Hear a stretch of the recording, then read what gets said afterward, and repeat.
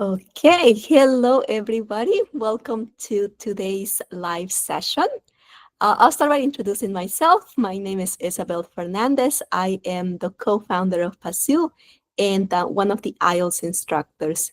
I have a bachelor's degree in applied in languages as well as a master's degree in applied linguistics.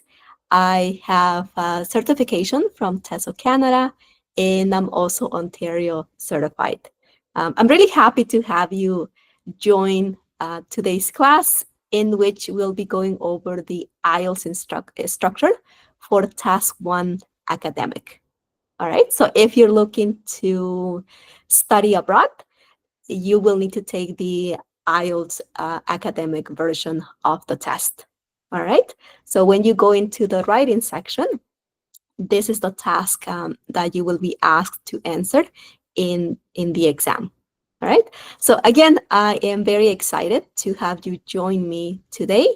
Please feel free to ask any questions that you may have as I'm explaining the information. You can put them in the chat, or there will also be some time for you at the end to ask any questions that you may have.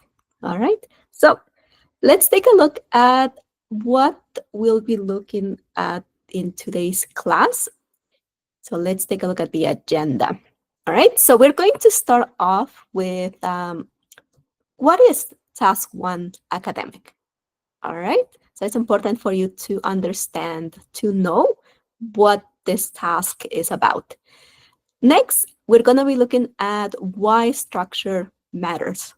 Okay, why even bother learning the structure? After that, I'm going to give you the Band 7 Plus formula that you can use to answer Task 1. After that, we're going to be looking at some common mistakes to avoid. And once we're done with that, we're going to be looking at some guided practice. And as I said, there will be some time for you to ask any questions that you may have related to Task 1 Academic.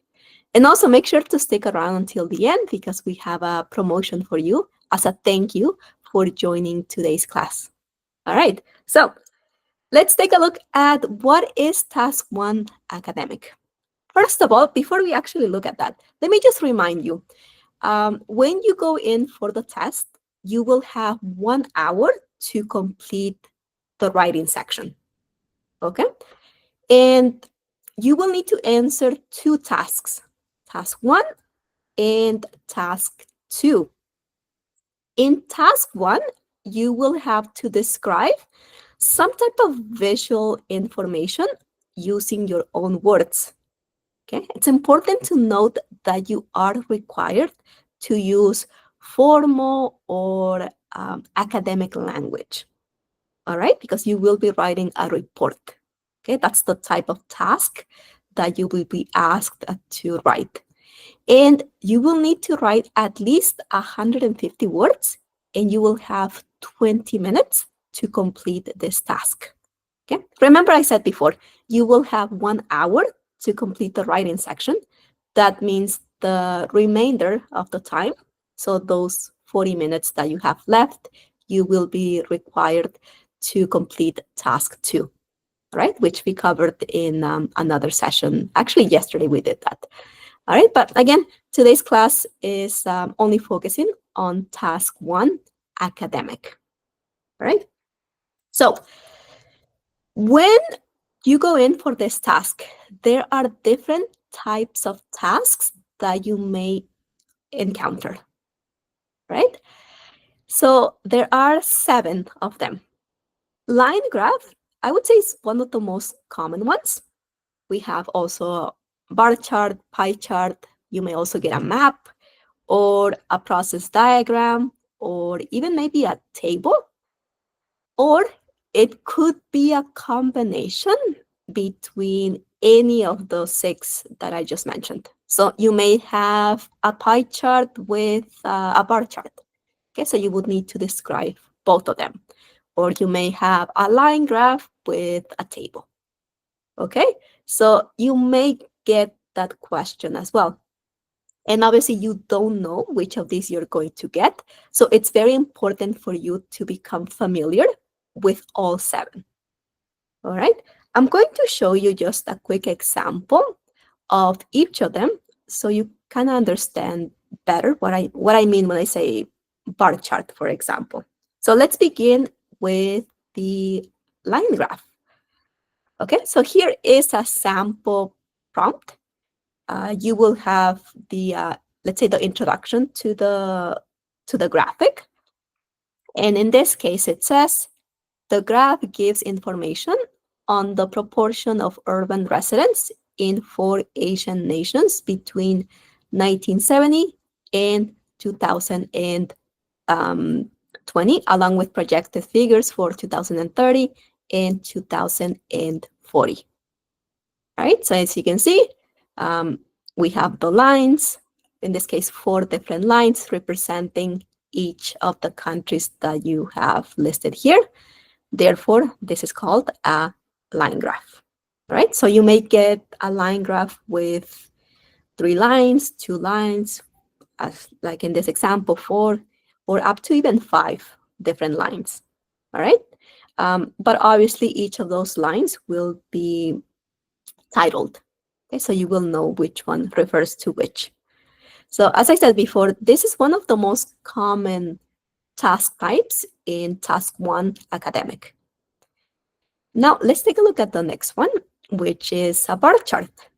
So in this case, we have the chart below shows the number of households in the United Kingdom by their annual income in 2005, 2010, and 2015. All right. So in this case, this is called a bar chart because you have bars going, in this case, going up. So you might have another type of bar chart where the bars go from left to right. But it's basically the same thing. It's just different ways to represent the information. Okay, so this is the bar chart. Let's take a look at the next one. This one is a pie chart. Okay, so you can see here, the chart below gives information on the location of dance classes young people in a town of New Zealand are currently enrolled in. All right, so you have this pie, this circle with different sections, with different percentages. And in your case, if you get this type of task, your job would be to describe this data. Okay. Normally, when you get a pie chart, you have 2 of them. Okay, so you normally need to compare both of those pie charts. Now, let's take a look at the next type of task, which is a map. Okay, so for this one, you will be given normally 2 maps, and you will have to describe the changes that you see in both of them. So in this case, it says the maps below show a port in 1990 and how it looks today. So if you get this type of task, as I said, your job would be to describe the changes. So it's important for you to use the right verb tenses, right? So in this case, for instance, we have Port Hope in 1990. So when you describe this map, you would need to use past simple, all right? Because it's already in the past. When you're describing this one, you would need to describe it using the present tense, right? Because it says today, right? So that's another type of task that you may get. The other one is what we call a process diagram. Okay, so you can see the example here. The diagram below shows the process of making sliced bread in a large-scale manufacturing facility. Right, so they're going to give you the different steps involved in a process. So it could be any type of process. And don't worry, you don't need to know any specific terminology or any specific words because they will give you the words in the task. Okay, for example, let's say that you don't know what this means. You don't need to know it. Okay, you just need to explain or include that step in your writing, right? So all of the words that you will need to describe the process will be part of the diagram. All right, so that's just one example, but you could get obviously many others. And you might also just get a table, like in this case, the table below gives information on the fire department budget for 2015 and 2020 in a city in the United States. Similar to pie chart, when you get that type of task, normally you have two of them. All right. So in this case, I only have one, just so you can see an example, but you may get two tables and you would need to describe both of them. All right. And the last type of task that I want to share with you today is the mixed charts. All right. So in this case, the charts below give information on the location and types of dance classes young people in a new town in New Zealand are currently enrolled in. So you can see what kind of charts do we have here. We have two, right? We have, as I told you, this is called a pie chart, and this is a bar chart. Remember how I said that bar charts can sometimes go from left to right? So this is what I meant when I said that. All right, but obviously in this task, you will need to describe both of them. Okay.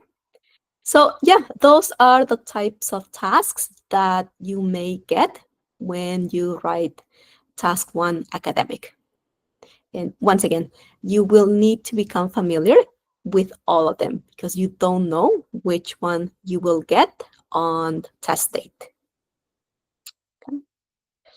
Now, since this class focuses on structure, why does it matter? Why should you care about structure? So let me just give you an example. Take a look at this example that I have on the left. Okay, just to take a few seconds, take a look. What do you think about it? What do you think of the organization? Do you think it's okay? Do you think it could be improved? What do you think? Right? Now, compare this one with this one. Do you see the difference? Do you see how this one on the right is broken down into, in this case, 4 paragraphs, whereas this one is just one single paragraph and everything is just all together. So if you give someone this text, it may be a little bit difficult for them to follow along or to understand it clearly.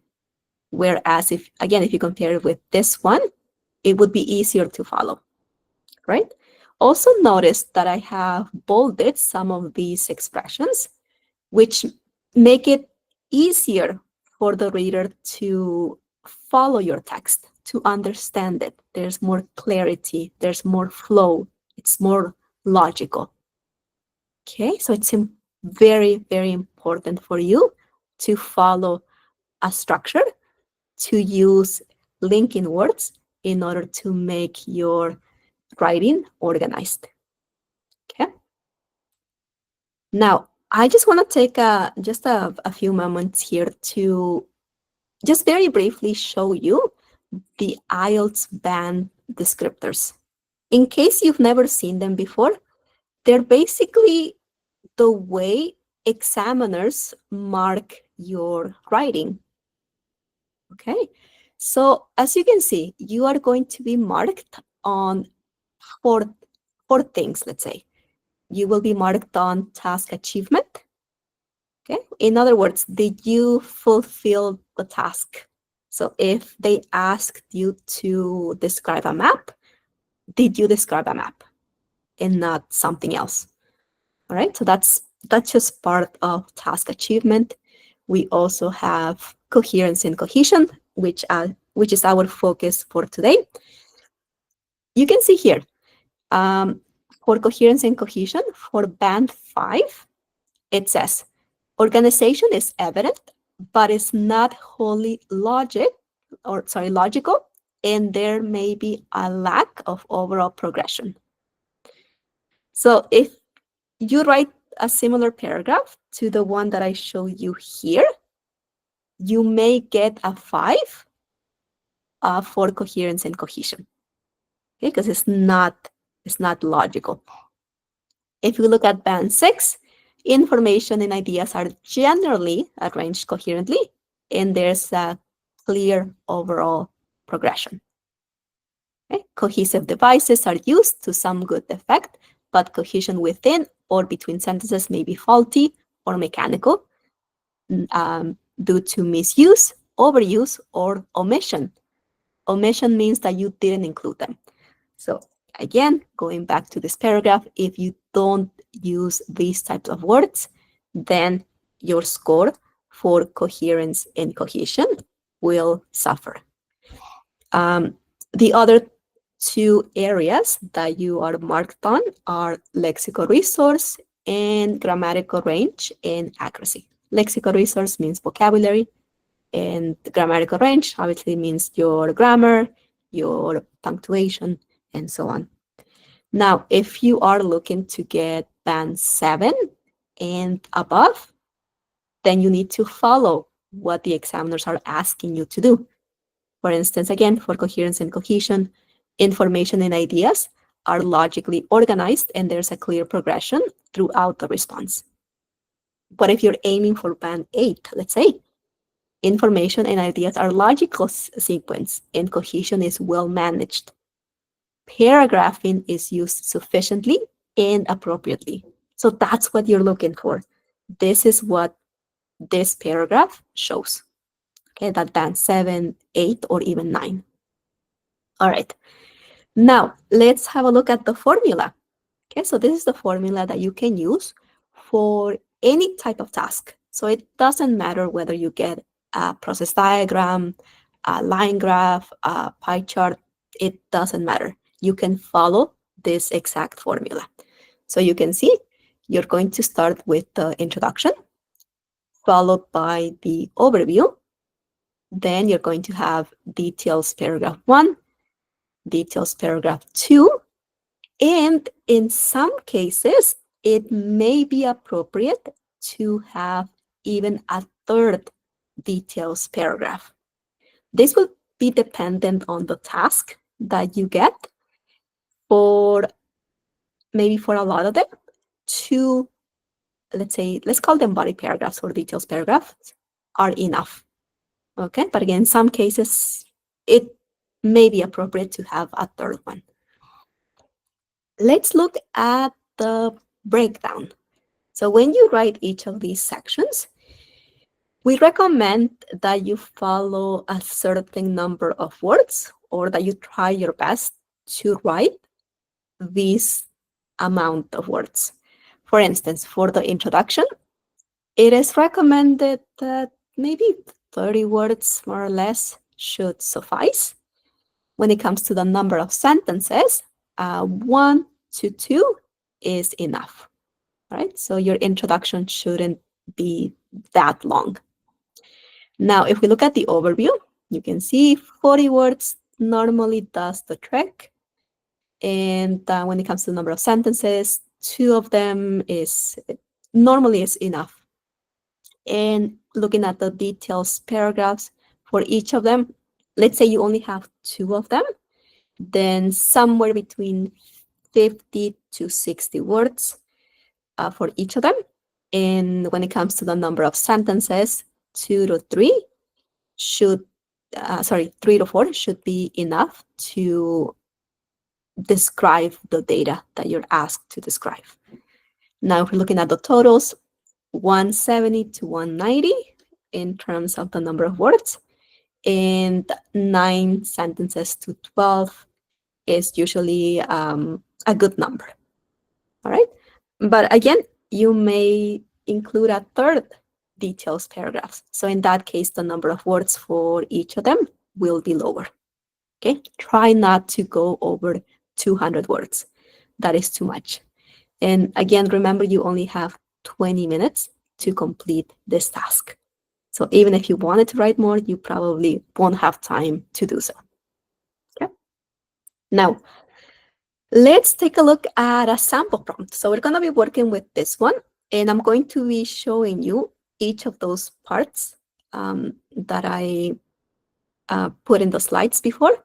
So we're going to be looking at how you can write an introduction for this task, the overview, the details paragraphs as well. Let's take a look at what this says.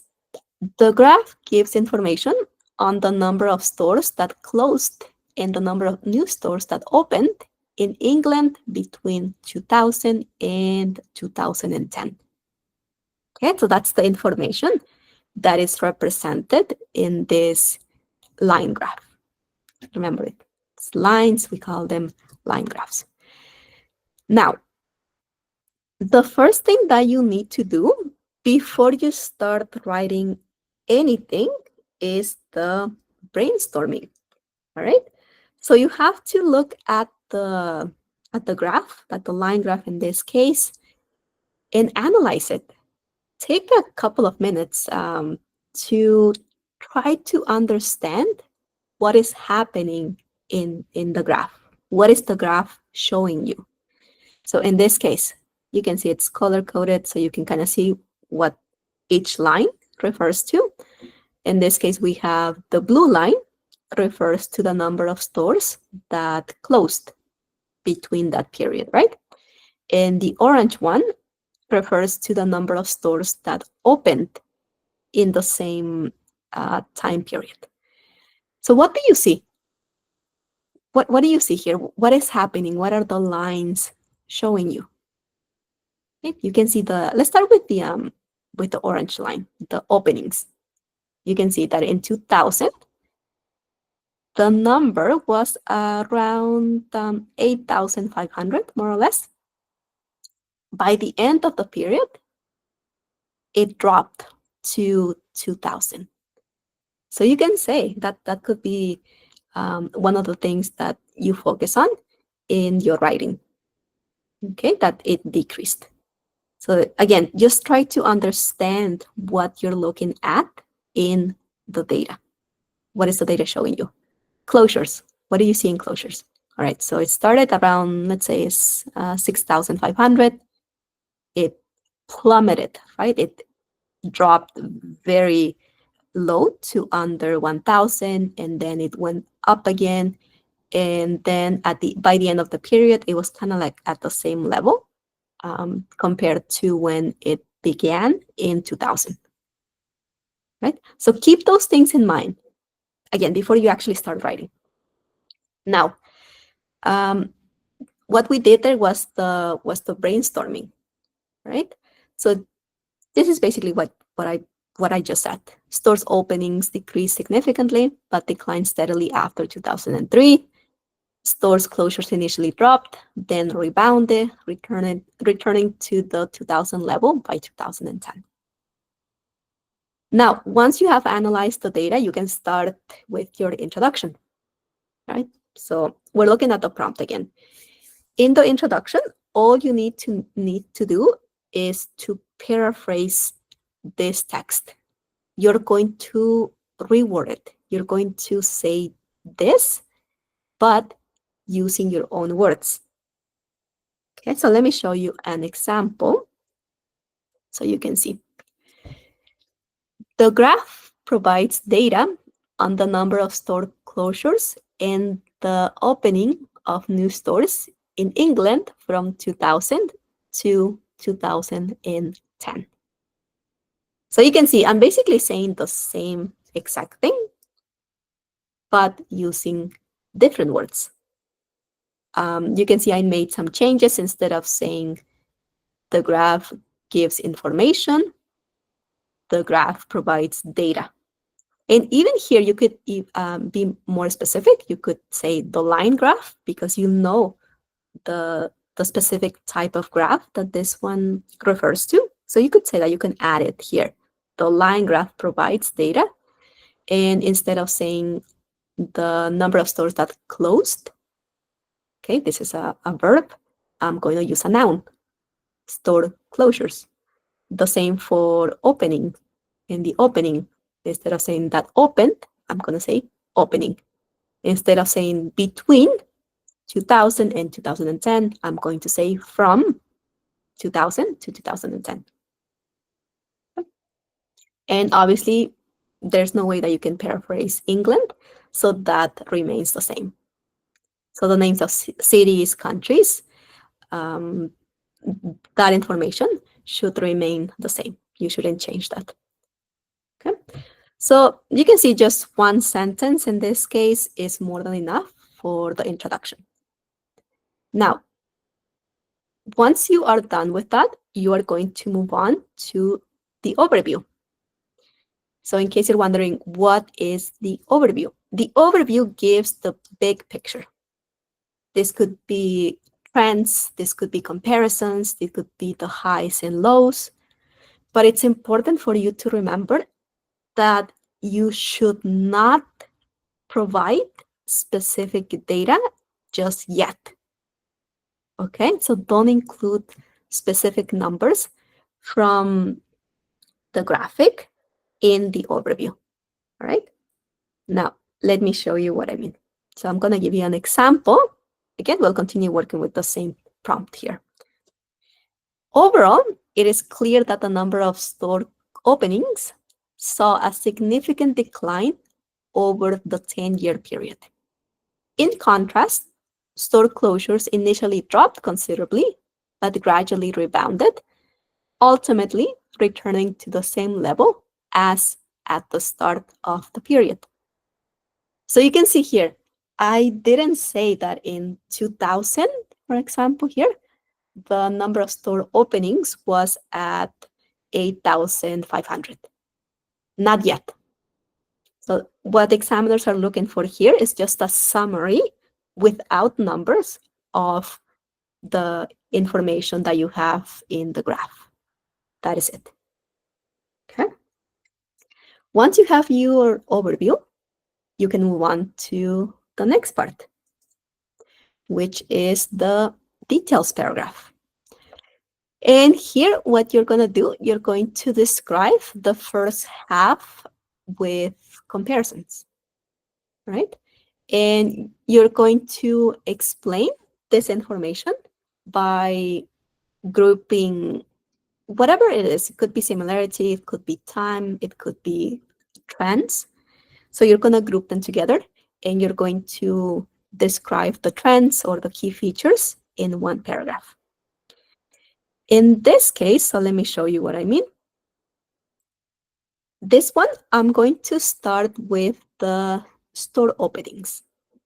So it says, in 2000, store openings peaked at around 8,500, significantly higher than the 6,500 closures that year.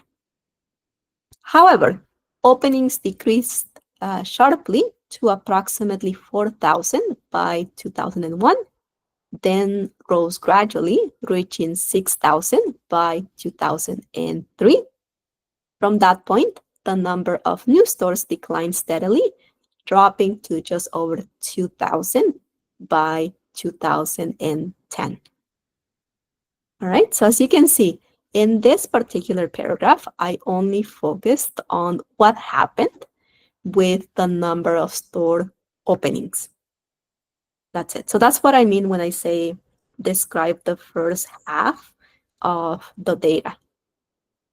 And when you go on to the second body paragraph, you're going to do the same, but you're going to describe the second half.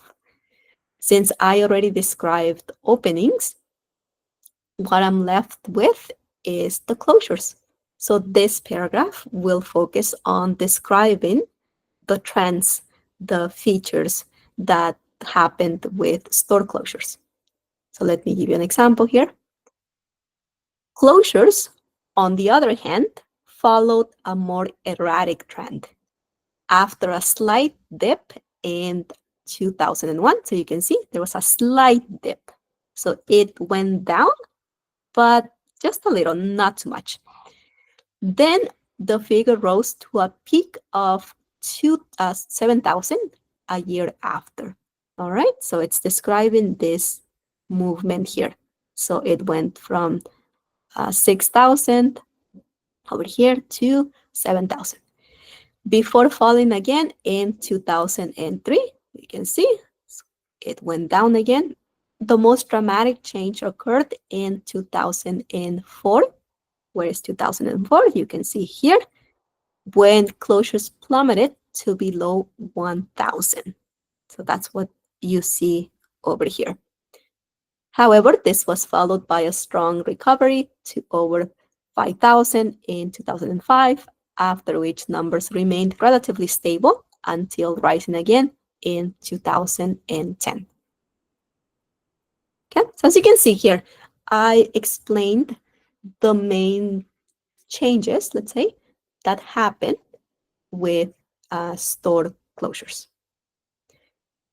Note that I didn't include every single year, and you shouldn't do that in task 1 academic. Your task is not to list every single change, in this case, change that happened in that time frame. Your job is to identify the main changes, okay? Not every single one of them. So once you put all of that together, your writing should look something like this. So you have your introduction, we have the overview, we have details paragraph 1, details paragraph 2. And all of this text is 190 words. Remember I told you, you should aim for 170 to 190. That's the recommended number of words that you should write for task 1. All right. Now, let's take a look at some common mistakes that a lot of students make when writing task 1. The first one is including numbers in the overview. Second one is skipping comparisons. Third one is describing every data point individually. Number 4, giving personal opinions. This is not task 2. Okay, so you should not give your opinion about whatever topic you're asked to write about. Do not give your opinion. But let's take a look at each of them in more detail. Let's start with number 1, including numbers in the overview. Remember that I told you that the overview is just the big picture. You should not include specific numbers from the graphics in this part of your writing. So this would be an incorrect overview. Overall, dancing consistently attracted the highest number of participants throughout the period, starting at about 17 people in 1980 and climbing to roughly 55 by 2020. Again, here you're including specific numbers, which you shouldn't do. So that's just one example of a specific number. Again, we have increasing from around 65 participants, wrong, to nearly 67, wrong, 38, again, do not. And by the way, this overview is too long. So no numbers in the overview from the graph. Okay, remember that. Another mistake is to skip comparisons. What a lot of students do is that they just describe the data, but without actually comparing it to, in this case, to, let's say, we have dancing, cooking, gardening, swimming, and photography. All right, so let's say that someone wrote this task. And as you can see here, dancing began with about 65 participants in 1980, slipped a little in the next decade, dipped to roughly 64 in 2000, and then finished above 66 in 2020. Cooking opened the period at approximately 38 participants, fell to around 33 by 1990, rose again to about 38 in 2000, edged down slightly in 2010, and closed at under 8 38 in 2020.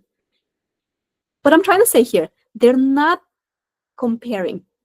So you have to make comparisons as well. So you could say something like, whereas cooking opened the period at approximately 38, what was the other?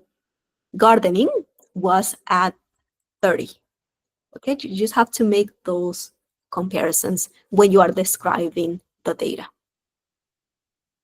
Now, this is kind of similar to what I showed you before, but another very, very, very common mistake is to describe every data point individually. Okay, your task in describing a graphic is not to describe every single detail. So let me show you what I mean by that. So if we look at this graph, this line graph here, so we have five lines. Each of them represents the number of participants by activity, right? So if you can see here, Dancet recorded 65 participants in 1980, followed by 64, 63 in 2000, 66 in 2010, and 68 in 2020. Cooking started at 39 in 1980, dropped to 32 in 1990, decreased to 39, increased to 39 in 2000, dropped to 47 in 2020, and finished at 49 in 2020. Again, your job is not to describe every single year in this case and the number of participants. You have to identify which were the main changes that happened. So, for example, if I were to describe photography, I could say, like, from 1990 to 2020, it increased. It steadily increased. But I wouldn't describe each of them in detail. Okay? So don't do this. Otherwise, your score for task achievement and for coherence and cohesion will be low.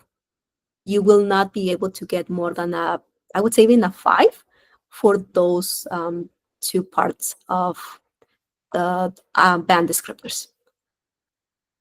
And another mistake is to give personal opinions. Remember, this is not task 2 where you're asked your opinion. So let me give you an example of what I mean by giving opinions.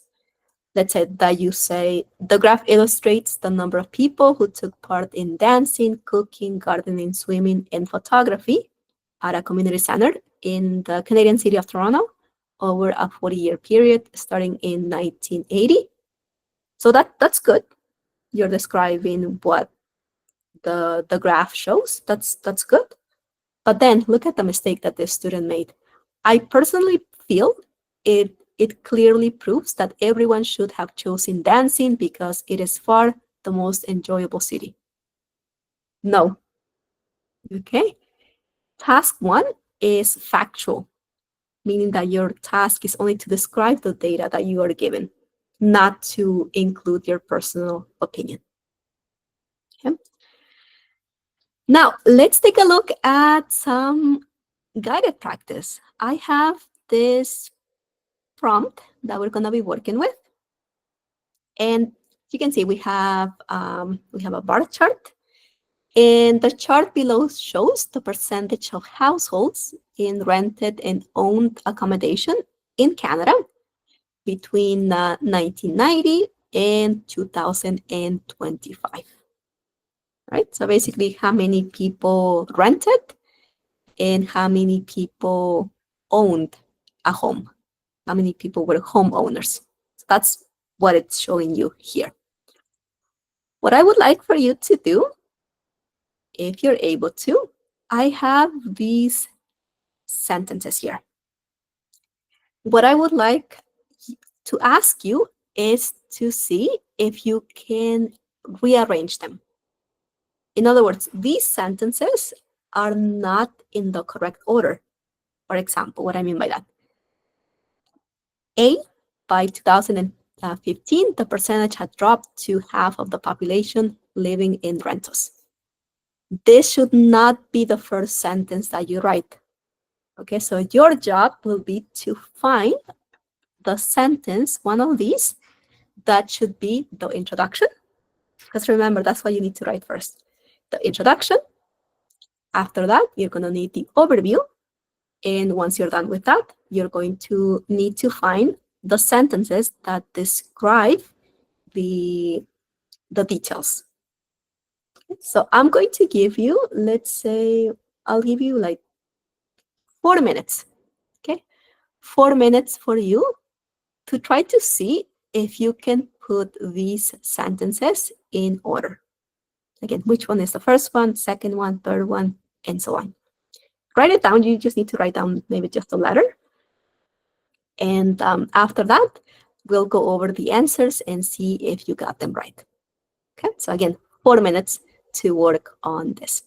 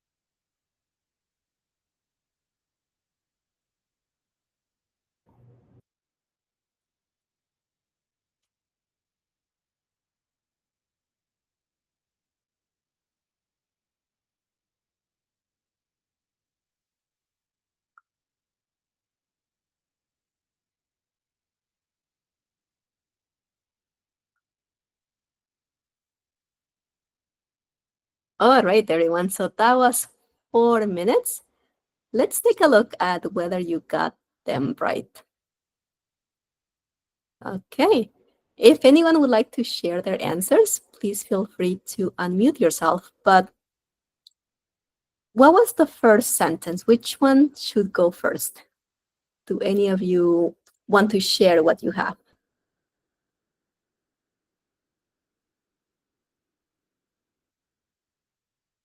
If not, that's fine. I'll share with you. Yes. Well, yes, it's C. C. Yes, C should be the first sentence that you include because it's the introduction, right? The bar chart gives information about the proportion of Canadian households in rented and owned accommodation over a 35-year period starting in 2025. Okay, good. What else? What's the next one? Okay, I'll share with you. Yes, the overall, right? The overall, this word signals that this is the overview. Okay, so it's always a good idea to start with the word overall for the overview. Then we have B, J, F, we have K, have I, D, A, G, and that was the last one over here. Okay, so that's what the right order would be for this type of task. Very good. All right, so some key takeaways from today's session. Make sure that you understand the task type, whether it's a graph, whether it's a table, a chart, a process diagram, a map, or if it's a mixed type of task. When you're writing, make sure that you follow the structure: introduction, overview, 2 details paragraphs, or maybe 3 in some cases. As I said, that could be the case. And keep in mind the word count. The task tells you to write at least 150 words. Aim for more than that. Okay, 170, 180, 190, it's good. Ensure that you included key features and not all details. Okay, so don't describe every single data point in your writing. And also, avoid giving opinions or reasons. Task 1 is factual. They're not asking you for opinions. You just have to describe or report the data that you are given. That is it. All right, so now we have come to the Q&A part. Do you have any questions about task 1 academic? Any questions that you may have? Please feel free to unmute yourself or write it in the chat. Okay, but you have any questions for me when it comes to task 1 academic? Maybe anything that wasn't clear that I presented, or any other questions that maybe I didn't answer in the session?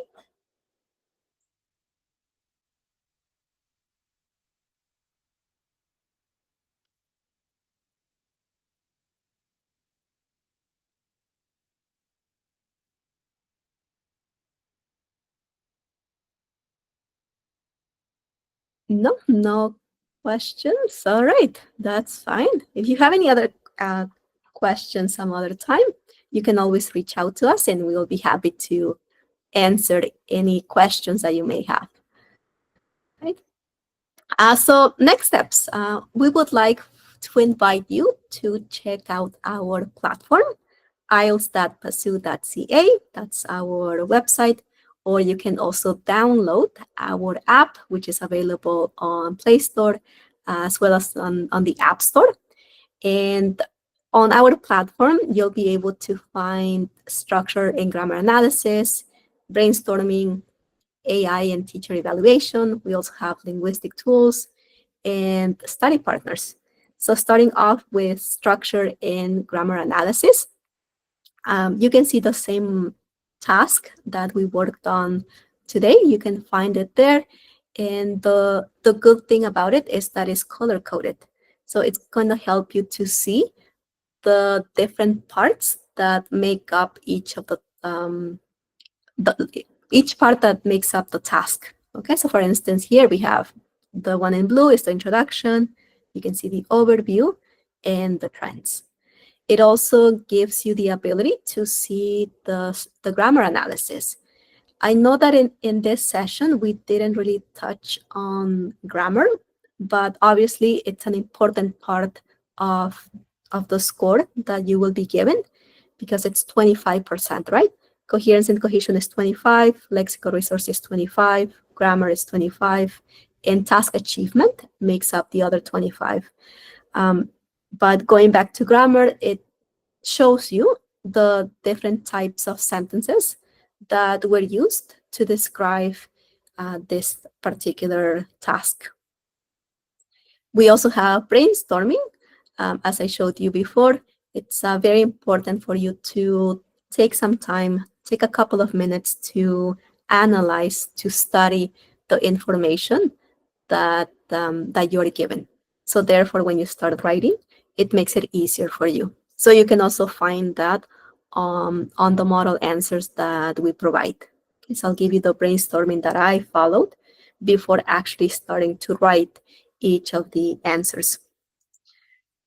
Um, Also very important is that we offer evaluation services.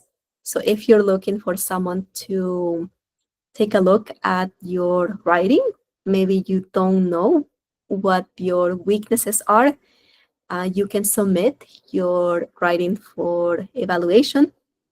We offer AI and we offer teacher evaluation. Okay, it doesn't matter which one you choose, we are going to provide you with a detailed report of your mistakes. We're going to give you some tips and tricks, and we're also going to provide you with an overall review of your essay. Okay, so you know how you could improve it. And last, we also have linguistic tools. Each of the model answers include advanced expressions. So if you click on each of them, you will be able to find the definition, the pronunciation, examples as well that use that particular word or expression. Also, even if it's not underlined, you can also find more ways to work with that word or phrase. So for instance, you can translate it to your first language, you can listen to the pronunciation, you can bookmark it. If you want to study it later, you can do that. You can also find that word on Youglish.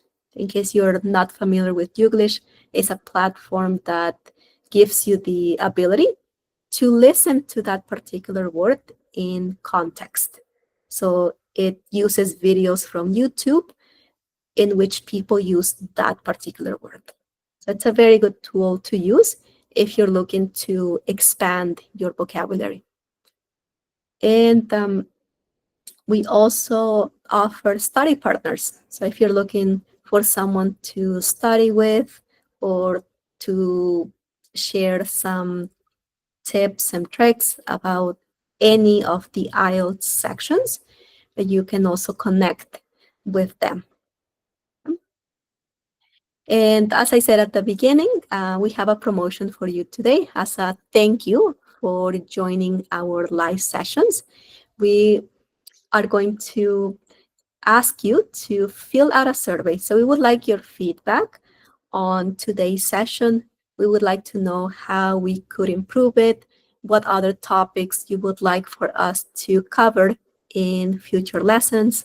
So if you fill out this survey, we're going to give you a whole week of premium PASU access. So you'll be able to access all of the model answers that we have on our platform. Okay, so the link is now in the chat. Feel free to fill it out. And it would be a great way to practice your writing, okay? And to see all of the model answers that we have available for you. Okay, so yeah, that brings us to the end of today's session. Thank you very much for joining us today. You can follow us on our socials. You can find us on Facebook and on YouTube as PASU IELTS. We're putting out content on those platforms as well. And obviously, don't forget to visit our website, ielts.passu.ca. Once again, thank you all very much for joining today's class. If you have any questions, feel free to reach out to us. You can reach out to me. This is my email address, isabel.fernandez@passu.ca. Okay, thank you all, and I'll see you in the next one. Take care.